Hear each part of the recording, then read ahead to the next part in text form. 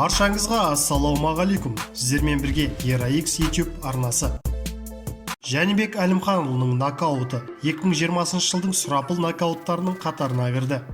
2020 жылғы кәсіпқой бокстағы ең сұрапыл нокауттар таңдалғанда қазақстандық Жәнібек Әлімханұлының орындауындағы сол жақ қол арқылы жасалған нокауты таңдауға кірді.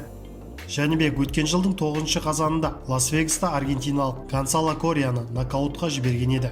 Жәнібек Әлімханұлы Гонсало Гостон Корияны сол қолының қуатты күшімен нокаутқа жіберді деп жазылған 27 жастағы қазақстандықтың қарсыласын соққыға жыққан видеосын жариялаған аккаунт.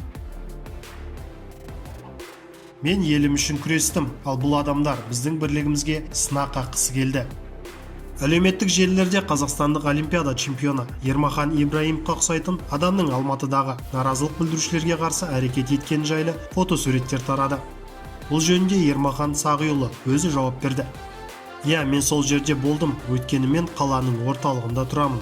Жанболат Мамай мен оның жақтастары президент кет, Нұр Отан кет деген секілді плакаттармен тұрды. Яғни бұл адамдар 30 жыл бойы қалыптасқан біздің қоғамға және оның бірлігіне қол сұғуды көздеді. Жанболат Мамай деген кім? Ол өмірінде әлі ештеңеге қол жеткізбеген 30 жастағы бос белбеу. Ал мен өз елім үшін күресіп, мемлекетімнің абыройын асқақтатып, олимпиада чемпионы болған адаммын. Түрлі жарыстарда Қазақстанның намысын қорғадым. Сондықтан кейбір адамдар осындай ұрандар айта бастаған кезде жай қарап отыра алмаймын. Мен олардың проблемаларын біліп, мәнін тыңдап түсінгім келді. Олар маған ауыр сөздер айта бастады. Сол үшін мен олардың біреуінен қағаз плакатты тартып алдым.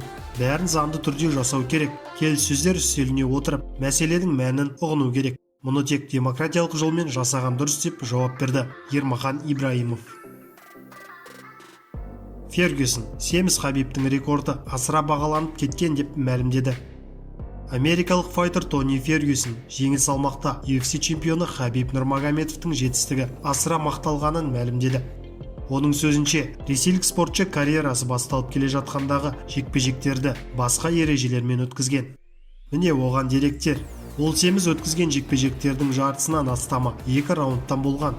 UFC-ге дейінгі барлық кездесуін айтамын, ал жекпе-жек кәсіпқой ретінде есептелу үшін ол 3 раундтан болуы қажет. Әйтпегенде, менің The Ultimate Fighter'дегі айқастарымда есептелуі керек болатын. Менің рекордыма 3 нокаут пен 3 жеңісті қосыңдар онда деп жауап берді Фергюсон. Нурмагомедов 29 жекпе-жегінің барлығында жеңіске жеткен. Оның 13 кездесуін ресейлік спортшы UFC-де, ал қалған 16-сын TMD ұйымдарында өткізген. Арнаға жазылып пікір қалдыруды ұмытпаңыз. Сіздермен бірге болған ERA-X арнасы.